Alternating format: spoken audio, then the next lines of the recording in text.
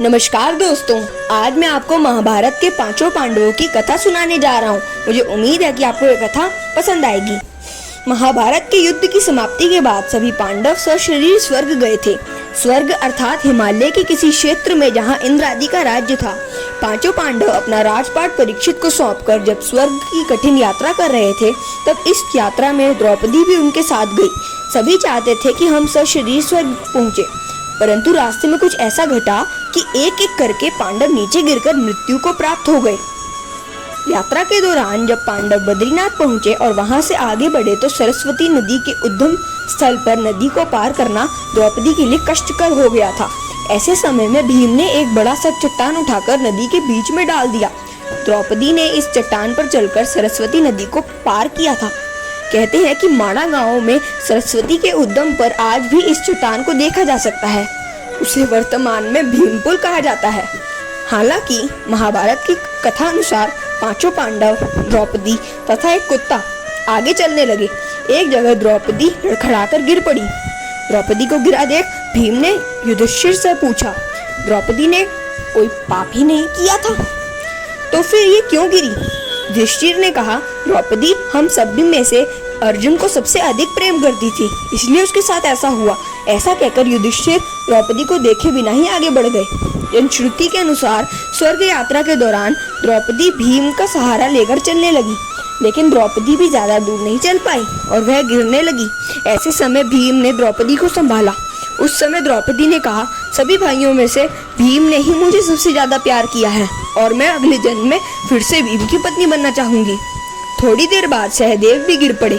तब भीम ने पूछा, सहदेव क्यों गिरा? युधिष्ठिर ने कहा, सहदेव किसी को अपने जैसा विद्वान नहीं समझता था, इसी दोष के कारण गिरना पड़ा। कुछ देर बाद नकुल भी गिर पड़े। भीम के पूछने पर युधिष्ठिर ने बताया कि नकुल को अपने रूप पर बहुत अभिमान था, इसलिए आज उसकी यह गति हुई। थोड़ी देर बाद अर्जुन भी गिर पड़े।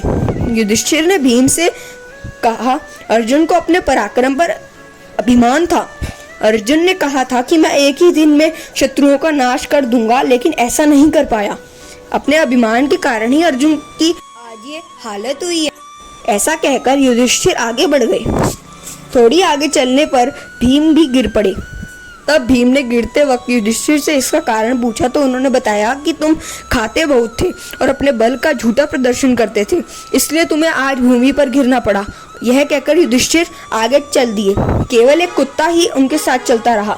युधिष्ठिर कुछ ही देर दूर चले कि उन्हें स्वर्ग ले जाने के लिए स्वयं देवराज इंद्र अपना रथ लेकर आ गए। तब युधिष्ठिर ने इंद्र से कहा, मेरे भाई और द्रौपदी मार्ग में ही गिर पड़े और वे भी हमारे साथ चलते रहे, ऐसी व्यथा कीजिए।